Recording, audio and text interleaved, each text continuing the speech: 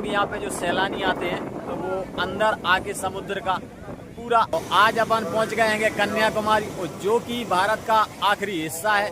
तो यहाँ से अपना भारत खत्म हो जाता है और भाई यहाँ से लग जाता है समुद्र, जो कि अपने भारत के ही नाम से जाना जाता है, हिंद महासागर कहते हैं। और अपन आज सुबह सुबह वहीं पे पहुंच गए हैं समुद्र के किनारे कन्याकुमारी पर।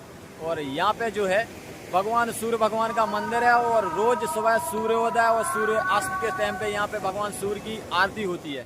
तो उसी को देखने के लिए हम लोग पहुंच चुके हैं। और यहाँ पे जो है कहते हैं कि जब सूर्य भगवान निकलते हैं तो उस समय वो अपने रथ पे बैठे हुए दिखाई पड़ते हैं। तो देखो भाई अभी जो है सूर्य भगवान निकल चुके हैं और वही आरती देखने के लिए सभी लोग देखो बहुत भीड़ लग चुकी है, क्योंकि ये थोड़ा सा पॉइंट भी बनाया गया है अंदर समुद्र में, जहाँ से लोग देख सकते हैं, समुद्र का भी मजा ले सकते हैं देखने के साथ, और साथ में जो है देखो सूर्य भगवान की आरती का भी आनंद ले सकते हैं। और साथ में देखो ये पे है भैया कन्याकुमारी का मंदिर है, और साथ में ये बगल में उन्हीं के सूर्य भगवान का भी मंदिर है, क्योंकि जिनका ये मंदिर है उन्हीं के नाम पर इस शहर का नाम पड़ा है कन्याकुमारी।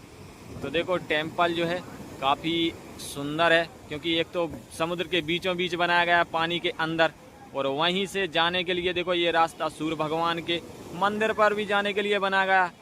और यहाँ पे जाने के लिए जो है देखो आगे ये बोट खड़ी हुई हैं, इन्हीं का सहारा लेकर अंदर जा सकते हैं, और वैसे कोई रास्ता नहीं अंदर जाने के लिए। और अब देखो अपन आ चुके हैं अपने पूरे ग्रुप के साथ में। देखो पहले तो ये अपना पूरा ग्रुप जो है अंदर आ चुके हैं। और भाई यहाँ पे जो है काफ़ी अच्छा पॉइंट बनाया गया है, ये पत्थरों से ही बनाया गया है, क्योंकि ये पत्थर है उठा के काफ़ी बड़े बड़े पत्थर अंदर रखे गए हैं, और ताकि जो है लोग यहाँ पे जो सैलानी आते हैं तो वो अंदर आके समुद्र का पूरा आनंद ले सकें, क्योंकि यहाँ पे जो है पानी के भाव से काफ़ी हेड़ा बन रहे हैं। तो उसी वजह से देखो देखने का तो आनंद ही है यहाँ पे समुद्र भाई लोग, और जो है सभी लोग बार बार नहीं आ सकते, तो उसी के लिए ये पॉइंट काफ़ी अच्छा है। और देखो यहाँ पे सुबह से काफ़ी ज़्यादा लोग भी दिखाई पड़ रहे हैं।